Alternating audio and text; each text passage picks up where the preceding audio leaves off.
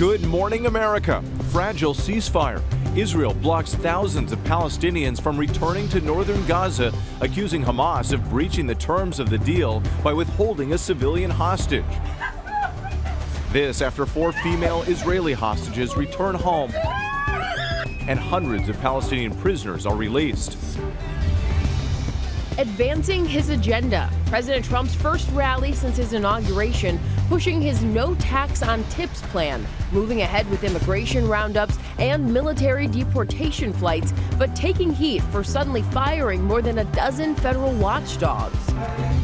Confirmation battles. President Trump wins 2 weekend fights, the Senate approving his picks for Homeland Security, and that rare tie-breaking vote for the Defense Secretary. Now a fight shaping up this week for Tulsi Gabbard, his pick for Director of National Intelligence. A$AP Rocky trial, the case underway against the Grammy-nominated rapper and partner to Rihanna, accused of shooting at a former friend, the evidence prosecutors plan to present, and the claims by the defense he was just carrying a prop gun.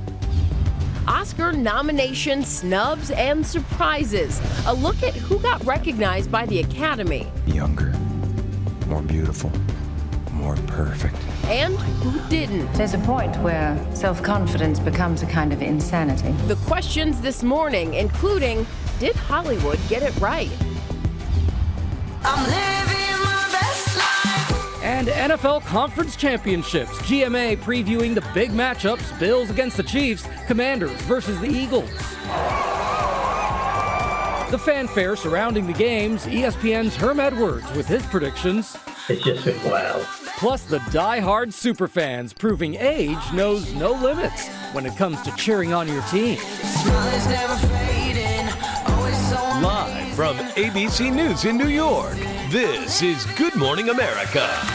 Those superfans born in the 1920s and 30s, how amazing are they? Good morning, America. So good to see you. We're only weeks away now from Super Bowl 59. So much excitement ahead of the 2 conference championship games, especially for fans of Washington and Buffalo, because neither team has made it to the Super Bowl since the early 90s. Yeah, wow. Some underdog stories could be pretty cool. My phone's going on silent this afternoon, just FYI. That's underway. A lot to cover also ahead this morning. Tax season starts tomorrow, believe it or not. We have the important changes to know about in the rules this year and how you might be able to save some money on your returns. Yeah, we'll get to that in just a bit, but we do begin here this morning with potential trouble for the ceasefire deal between Israel and Hamas. Israel says Hamas did not release a civilian as they agreed to and won't allow Palestinians into northern Gaza until that happens. Hamas says it has provided proof of life. ABC's Britt Clennett is in Jerusalem with the fast-moving developments. Britt, good morning to you. We know how delicate this situation is. Delicate indeed. Good morning, Janae. After that dramatic hostage release and those celebrations amongst the families, another snag in this precarious deal. Palestinians now blocked from returning to the north of Gaza, a key part of this agreement, after Israel said Hamas failed to release an Israeli civilian hostage. This morning, thousands of Palestinians blocked from returning to their homes in northern Gaza. Under the ceasefire deal, the IDF was supposed to withdraw troops from the corridor that cuts off the north from the south, after the second batch of hostages were released on Saturday and 200 Palestinian prisoners also freed. But huge crowds of displaced Gazans finding the IDF was still in place. Chaos and fear erupting by the blocked road as gunshots fired. Gazans running in fear, many holding the bags full of belongings they thought they would be bringing home. Israel accusing Hamas of breaching the terms of the ceasefire deal by withholding a civilian hostage. Hamas says 29-year-old Abel Yahud is alive and will be released next week. Even as Gazans clamour to return home, on board Air Force One, President Donald Trump offering his own take on where Gazans should eventually go. I'd like Egypt to take people, and I'd like Jordan to take people. You're talking about probably 1.5 million people, and we just clean out that whole thing. The question of who will govern Gaza's future brought into sharp focus, with Hamas parading the streets in a show of force on Saturday. Emotional reunions for the families of Karina Ariel, Daniela Gilboa, Nami Levy, and Liri Albag. And overnight in Tel Aviv, crowds gathered to push for the remaining 33 hostages, which include 2 Americans, set to be released in this first phase of the deal. Despite the release of those 4 hostages, the fragility of that deal very much felt here, with many people worried that the ceasefire just won't hold. For the relatives of those still held captive, like Orlevi's brother Michael, it's an anxious wait. I still cannot breathe because my brother is still there. And in southern Lebanon today, at least 11 killed, with the IDF continuing to stay in their positions at the end of a 60-day truce. Meanwhile, no official reaction from Jordan, Egypt or Israel to Trump's comments on Gaza, but touting the mass expulsion of Palestinians, that will be extremely controversial here in the Middle East as the ceasefires in Gaza and Lebanon continue to be tested to the limit. Gio? And let's hope that those ceasefires stay in place. All right, Britt, thank you so much. Now to President Trump winding up his first trip of his second term. A stop in Las Vegas to pitch his plan for no tax on tips. ABC senior White House correspondent Selena Wang is there with more. Good morning, Selena. Hey, good morning, Gio. That's right. President Trump wrapped up the first trip of his second term with a rally here in Las Vegas. He promised the many restaurant, hotel, and casino workers here that he'll be getting rid of taxes on tips. Overnight, President Trump taking a victory lap in Las Vegas, vowing to eliminate taxes on tips. So if you're a restaurant worker, a server, a valet, a bellhop, a bartender, or one of my caddies, or any other worker who relies on tipped income, your tips will be 100% yours. Trump campaigned on this pledge to help win over the many service workers in Nevada, but he gave no details on his plan, which would need congressional action. What would that no taxes on tip policy mean for you guys? It would help us a lot. Yeah. More money in our pockets. The president also defending his decision to pardon rioters who attacked police officers on January 6th. I was very proud to pardon the J6 hostages. And right behind Trump in VIP seating, a striking image. The leader of the far-right militia group, the Oath Keepers, Stuart Rhodes. He was released from prison just days ago after Trump commuted his 18-year sentence for seditious conspiracy for his role in January 6th. The Vegas trip comes after Trump fired at least 17 independent government watchdogs on Friday night, sources tell ABC News. Democratic lawmakers and even some Republicans blasting Trump for this move, which paves the way for Trump to try and install loyalists into critical roles. This is a chilling purge, and it's a preview of the lawless approach Donald Trump and his administration are taking far too often. Republican Senator Susan Collins saying, "I don't understand why one would fire individuals whose mission is to root out waste, fraud, and abuse. The firings violate a federal law that requires presidents to give Congress 30 days notice before removing any inspector general." And overnight, Trump again musing that he could stay in the White House for another term, even though the 2-term limit for presidents is enshrined in the Constitution. And Trump has now landed in Miami for a conference with Republican lawmakers. The first few days of his presidency have been about flooding the zone with executive orders, but to actually implement his ambitious vision of tax policy and immigration, he's going to need to get Congress on board. With Selena Wang, thank you so much. Joining us now is ABC's Chief Global Affairs Correspondent Martha Raddatz. We'll be hosting This Week later this morning. Martha, good morning to you. Always great to see you. So you have that exclusive interview with Tom Homan this morning, the president's border czar. We've already seen the beginning of that new immigration crackdown. What did he say about the next steps here? Well, basically, he said he is going to be doing this every day, those military aircraft, for the first time in history, carrying out people who have been deported. The one thing he says very strongly is that the people they will deport first are people who are national security threats, public safety threats. But I asked Tom Homan whether they would expand that. He said, yes, they're expanding the aperture. And what basically he said he wants all of the estimated 11 million immigrants who he said are in the country illegally to leave. And he has said, get out of here, get packing. I asked him also whether that meant people who've been here 30 years, who are making a living, who have lived their life here for all that time. And he said, If they are here illegally, they should leave. But to your point, Whit, they have to have the money to do that. It would be almost impossible at this point to deport everybody. He's making it clear this is just the beginning, that's for sure. Martha, you also sat down with Elon Musk biographer Walter Isaacson, a fascinating read, by the way. But you're looking at the bond Musk now has with President Trump. What did Isaacson say about this new chapter in Musk's life? He said, look, and I know you've read the book, too, and it is a fascinating book. Walter Isaacson says all you have to do is look at Elon Musk's background.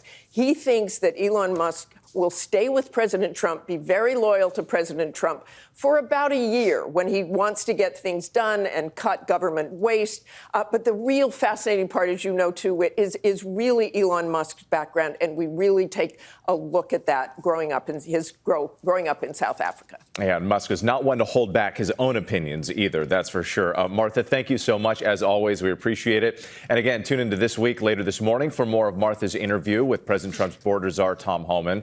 Plus, Senator Alyssa Slotkin weighs in on how Democrats are responding to President Trump's immigration actions. And more from Elon Musk biographer Walter Isaacson giving an inside look at Trump's relationship with the world's richest man. That's all ahead on This Week. Janae? A big show. All right. Well, now to the next big battle for President Trump. His nominee for Director of National Intelligence facing a Senate hearing this week. Tulsi Gabbard's appointment could be the toughest fight so far for the new administration, and that's saying quite a bit. ABC's Alex Brochet is in Washington with more on how the president's cabinet is taking shape. And Alex, this comes after Vice President Vance cast the rare tie-breaking vote to secure Pete Hegseth's confirmation. That's right, Janae. So this morning, two more pieces falling into place for President Trump's new cabinet. But let's start with Kristi Noem. The now Secretary of Homeland Security was sworn in Saturday afternoon, and Noem, who had been the governor of South Dakota and a staunch Trump ally, passed the Senate vote with bipartisan support 59-34, making her the fourth member of Trump's team to be confirmed. Secretary of Defense Pete Hegseth eked through his confirmation. Tied 50-50, Vice President J.D. Vance cast the final vote that pushed him through. Hegseth getting no votes from all Democrats and 3 Republicans, Susan Collins, Lisa Murkowski, and Mitch McConnell. And another contentious confirmation coming up this week for Tulsi Gabbard for Director of National Intelligence. Her critics pointing to her lack of experience in intelligence. She's also made statements in the past blaming the U.S. for the war in Ukraine. And in 2017, she met multiple times with now ousted Syrian leader Bashar al-Assad and voiced skepticism that Assad was using chemical weapons against his own people despite overwhelming evidence from the U.S. Some Republicans even questioning whether she should oversee the 18 intelligence agencies and the $100 billion budget that comes with that role.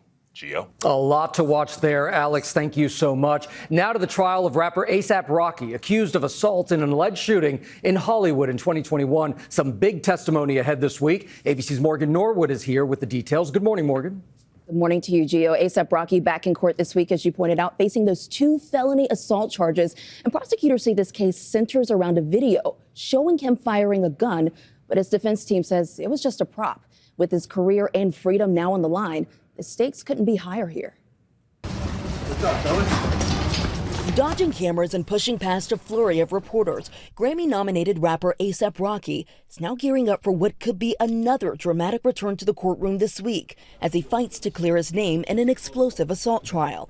Rocky, whose legal name is Rakim Mayers, pleaded not guilty to 2 felony counts of assault, accused of shooting his former friend Terrell Efron, also a fellow rapper known as A$AP Rocky. It was a fiery first day in court Friday, with the Los Angeles County District Attorney telling jurors the case hinges on surveillance video, footage he claims shows Rocky in a heated scuffle with Relly while holding a gun. You see on the video that Mr. Mayers is immediately aggressive towards Mr. Efron.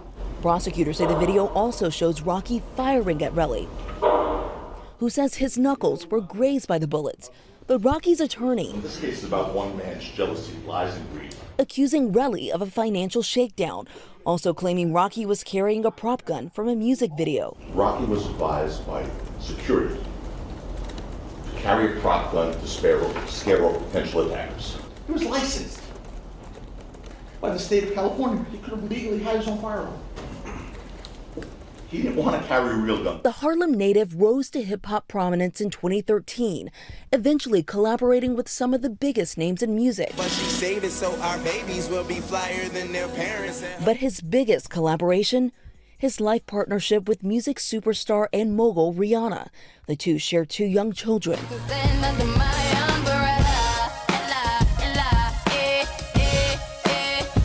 But now, growing questions about how Rihanna's celebrity umbrella could impact A$AP Rocky's case. His girlfriend status as an entertainer shouldn't help him and it shouldn't hurt him in any way. So I feel like once you have that ground into the jurors, hopefully they're going to focus on the evidence. And A$AP Rocky, of course, faces a maximum 24 years in prison. He actually rejected an 11th hour plea deal that would have meant a significantly shorter 180 days behind bars.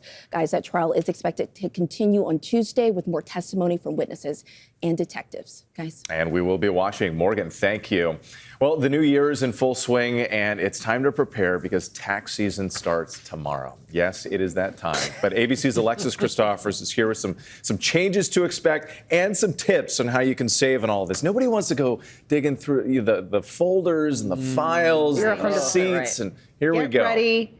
Put a whole day aside, make it happen, because it came faster than we thought. Right? But there are some important changes you want to know about before you go to file your 2024 taxes. So now the good news is you can deduct more from your taxable income this year, which of course can lower your tax bill. So the standard deduction, which most taxpayers take, is $14,600 for a single filer. That's up $750. If you're married filing jointly, the standard deduction has increased by $1,500 to $29,200. Here's another way to lower your taxable income. You can still make a contribution to your traditional IRA. You have until April 15th to do this. The cap for the 2024 tax year is up to $7,000. That is $500 more than the previous tax season. And for all you freelancers out there, you know I'm talking to you. If you made more than $5,000 last year through a third-party app like PayPal, Venmo, Zelle, Cash App, there are others, you'll be receiving a 1099-K form so you can pay taxes on that income. And if you have a simple tax return, meaning you're not itemizing your taxes, there's a new way to file this year. The IRS has expanded its direct file program. It's in 25 states now. It lets you file your federal tax return online directly with the IRS for free. And as usual, guys, the sooner you file, the faster you'll get that refund. Yeah, and the better you are at actually avoiding any scams, right? Because people try to get in there. So if you get there faster, you beat them to it. Thank you, Alexis. Always great advice. Now to the big day for NFL fans. The conference championship games kicking off today, and that means that the Super Bowl is only 2 weeks away. ABC's Ike Ejiochi is in Philadelphia, home of the Eagles, hosting the Commanders later today. Ike, you're not dancing now, but I heard that you've been dancing outside the link, waiting for us to come to you. You know, it's the best way to just make sure you stay warm throughout this cold, Janae. That's all I'm doing. Listen, me and a whole bunch of other fans, we've been dancing this morning, and all of them are hoping the Philadelphia Eagles right here at Lincoln Financial Field will punch their ticket to yet another Super Bowl today. But the only thing standing in their way is a rookie phenom quarterback who seems to have everything all figured out. This morning, fans fired up as Championship Sunday in the NFL is finally here.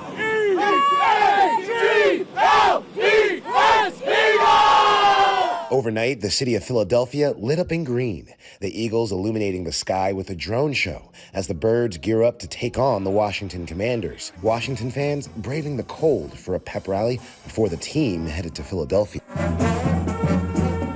It's Eagles QB Jalen Hurts versus Commanders rookie Jaden Daniels, who's chasing history, one win away from becoming the first rookie to take his team to the Super Bowl.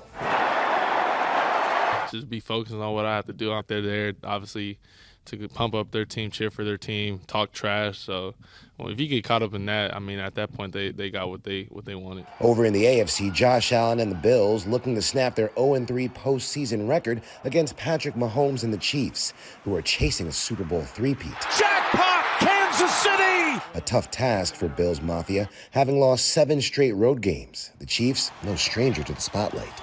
It's just time to go out there, have fun, and just cut it loose. Don't let the lights, shorten your steps or stutter your feet. Businesses in Buffalo getting ready for the game. At halftime, we're doing a free beer for a year giveaway. Bills Mafia taking over this flight to Kansas City, hoping to fill up Arrowhead Stadium with a sea of blue.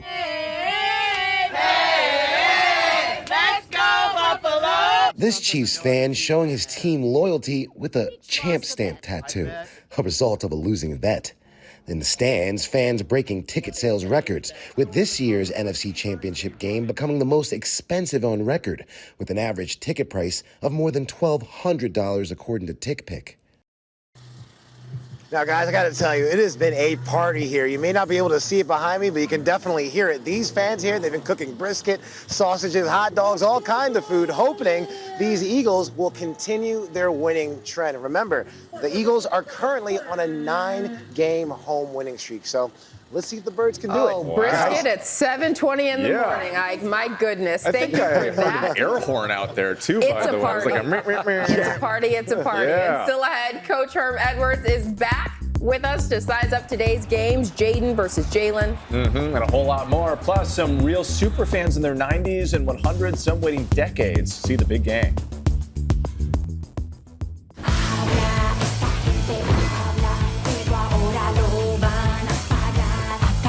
Oh, that's a good scene there from Emilia Perez, the most Oscar-nominated film of 2024 with 13 nods. And we start this half hour here with the buzz surrounding this year's nominees and those who didn't get selected. Lots to talk about here. So joining us now to break it all down is Us Weekly correspondent Christina Garibaldi. Good morning. Good morning. Thank you so much for having me. I'm so excited. Absolutely. We're glad you're here because, you know, there's always those films and those nominees who you're just like, wait, they didn't get the nomination? Yeah. Nicole Kidman is one of those with Baby Girl. Nicole Kidman, who would have thought that she wouldn't be on this list? 5-time nominee. She already won an Oscar before, but this performance in Baby Girl got everybody talking. It was a critic's darling. So a lot of people thought that she was going to be there. She was so vulnerable in this role. Everybody loved it, but it was a stacked category in Best Actress. So unfortunately, so many. So unfortunately, it wasn't her year, but Nicole Kidman has been in everything this year, so right? I think she's doing okay. Yeah. I think she's all right. And I mean, similarly with Selena Gomez, so many people thought that she would get a nomination for her role in Emilia Perez. What happened there? I don't know, but like you said, Emilia Perez, the most nominated film of the Oscars this year with 13 nominations. Zoe Saldana got a nomination. It's up for Best Picture, but Selena Gomez didn't get it. She was nominated for a Golden Globe. She gave such a moving and beautiful performance, singing in both English and in Spanish.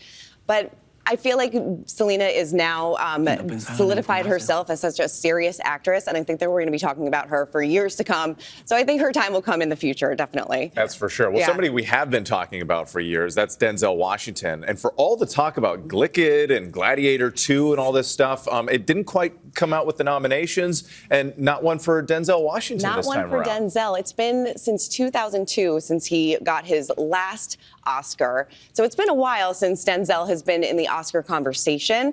But this was such a blockbuster hit. And sometimes blockbuster hits don't really translate to Oscar nominations. And that's what I think happened with Denzel. And especially for Gladiator in general, it only got one nomination for costume design. So unfortunately, it didn't win at the Oscars, but did win at the blockbuster hit in the box office. Yeah. Okay, can we talk about Demi Moore for a second? Because this is obviously someone who did get a nomination. That Golden Globe speech was just so stunning. And now here she is. I know. This is her first time, basically. Right? Get your tissue boxes ready if she wins, because I think she's going to give such a beautiful speech if she is up there. This has been such a great comeback story for her and such a raw, gritty role. And horror films aren't usually recognized too much at the Oscars as well. That film, by the way. Right? You haven't seen Wild. it. I know Gio and I have seen it. That is something. It really is wild. It really is. So I'm rooting for her. I think this could be such a beautiful moment for her, and up for Best Picture as well. And I don't think a lot of people thought a horror film would be for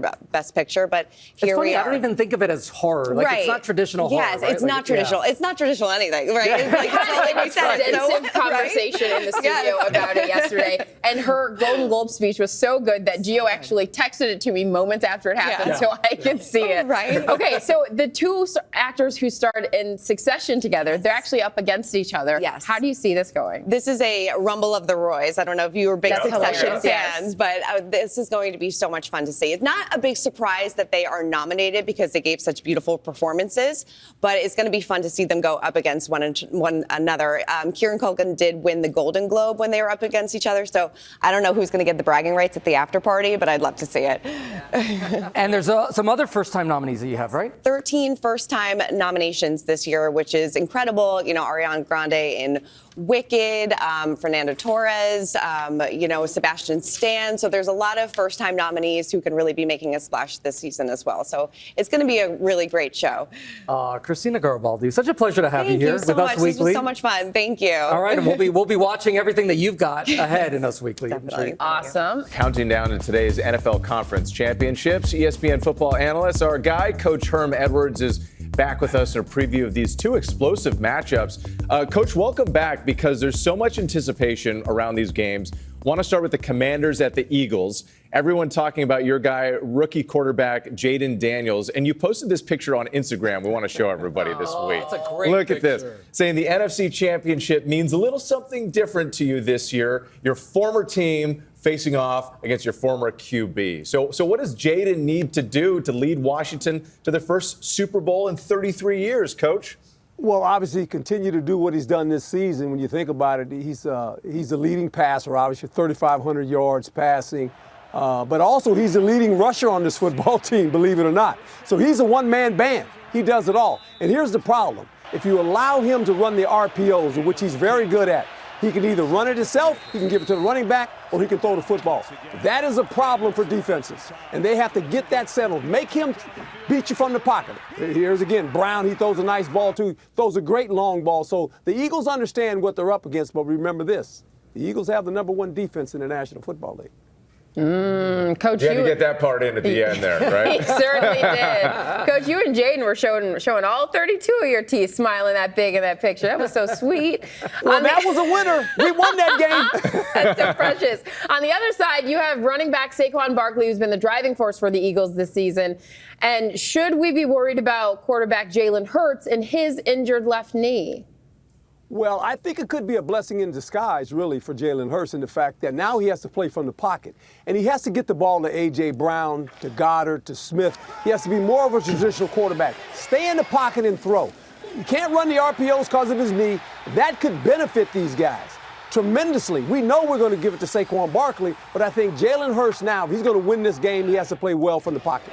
All right, Coach, let's talk about the other game. The Bills travel to Arrowhead Stadium to take on the Chiefs. The Bills have lost 3 straight playoff games to their AFC nemesis. So Josh Allen, can he even turn this around? He can. And he's been a one-man band as well, like Jaden Daniels as far as offense goes. Shakir is a security blanket when they throw the football, but he's done everything. I mean, he's a runner, he's a passer, and his ability to throw the ball down the field is a concern for the Kansas City Chiefs, especially his ability to buy time in the pocket. Very accurate down the field, as you can see. They will have a chance, but here's their problem. Can they stop number 87, Kelsey? Right? If you can't stop him, it's over. That's exactly, especially in the playoffs. 20 touchdowns in playoff competition. So let's talk a little bit more about the Chiefs there. Obviously, we know they're going for this three-peat. Quarterback Patrick Mahomes, some say maybe he hasn't been at his best this season, but as a 49ers fan, sadly, I know he shows up in the playoffs, right? So why is he made for these types of matches, Coach? Well, think about it this way. The whole season we've been talking about the Chiefs not being very productive offense. They play in these one-score games. Here's the problem. Don't let them play in one-score games because they're 11-0 when they play in one-possession games. So you better get a lead on these guys because if you fall into the trap of thinking we're okay, we got a one-score lead. No, they beat you. That's what they do. So you got to get a lead on these guys because there he is, 87. I guess number 87. No one covers the guy. Yeah. Oh, the Niners couldn't get quite enough of a lead twice. All right. He can't stop with the Niners. Know, Coach, hurts. when you're watching today, what will you be looking most forward to? just, 4 great teams playing when you think about what they all had to go through to get here. And some people don't realize that. I mean, you get to the championship game, that is a fine accomplishment. Now, there's going to be 2 teams that lose. And then the other 2 will go to the Super Bowl. And I think sometimes we lose sight of that, how difficult it is. It starts off with 32 teams, and at the end it ends up with 4, and then 2. So all these teams have had a successful year. Some of them will do like us next week. They'll be watching the Super Bowl rather than playing in it, but that's just part of it. That's the reality. Yeah, that right? really is. All right, Coach Herm Edwards, as always, we love you, my Appreciate man. Thank you. Thank you. All right, coming up here on Good Morning America, the diehard senior superfans cheering on their NFL teams for decades, keeping their Super Bowl dreams alive. Stick around. All right, we are back now on GMA with some loyal football fans. Listen to this. Born in the 1920s and 30s, they are still cheering on their team, rooting for an appearance in this year's Super Bowl. And ABC's Will Gans, he got to chat with them. Cheering on their own teams and taking their own Zoom calls. I'm not kidding you.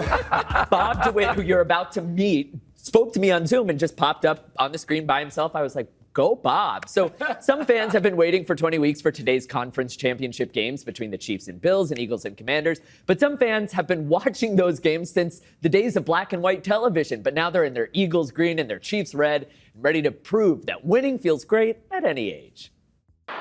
Running play coming to Garrett on a trap. Touchdown. Garrett scores for the ball. Was it there, boys? Was that there, Rex? Bob DeWitt has been rooting for the Kansas City Chiefs since before Neil Armstrong stepped onto the moon. Less than 10 seconds to go, the Chiefs managed to win. The stadium would just erupt in a roar. At 93 years young, he's still a season ticket holder with seats on the 50-yard line. And his secret to staying in superfan shape? A good wife, a good doctor, and good luck. Jackpot, Kansas City! And a good team to root for, of course. It's been pretty consistent, but of course, the last 5 or 6 years, it's just been wild. Something Elois Brown knows all about. I'm saying the Eagles are going to win, and they got to win because I'm rooting for them. And I'm 102. Elois has been a fan since day one of the franchise in 1933, but only this season was she invited onto the field to support her birds. They gave through the football, told me to hold it. I had no idea it was that heavy. It's heavier than I am. Elois says she keeps God and family first, but the Eagles are a close third. With Bob repping the AFC and Elois holding down the NFC, both senior superfans are proof that supporting your team is timeless. But it's wonderful. It's something to look forward to, particularly at my age. And Elois might just make an Eagles fan out of this Dallas native. If I was near you, I'd give you a hug. I'll give you a hug right back. My new friend Elois. Okay, so Bob tells me, by the way, he likes to keep a lower profile at these games, but that profile is getting lower and lower these days. Meanwhile, Elois thinks her current 15 minutes of fame is hilarious, and she would love to go cheer on the birds at the Super Bowl should that opportunity arise. Can we just get them a box? Yeah, come on. 93 and 102. 102. Amazing. Wow. Yeah. Wow. Love them both. Bless them, and good luck to their teams and agree. all the teams. Good luck to everybody. Now, with our play of the day and the prognosticating Pooch giving her picks for the NFL Conference Championships. Yes, Air Corgi is an internet sensation here. This year, she's picking the Commanders over the Eagles in the NFC. Wow. How is this happening? Okay. I don't understand. Oh, I see. Okay, so she's hitting it with the snout there. Down. She's also picking the Bills over the Chiefs, by the way. On Instagram, she's known as Air Korg, and she's got 284,000 followers making sports predictions for 4 years now. That is adorable. We'll see. Yeah. Who you guys going with? I'm going to Fly Eagles Fly. Okay. All right. The other game? The Bills. Bills. Okay. I'm going Bills, Washington. Yeah. Washington, Kansas City. I'm joining with Bills, Washington. Thanks for hanging out with us. Yeah, we'll see what happens. You pick Kansas City? But I'm going for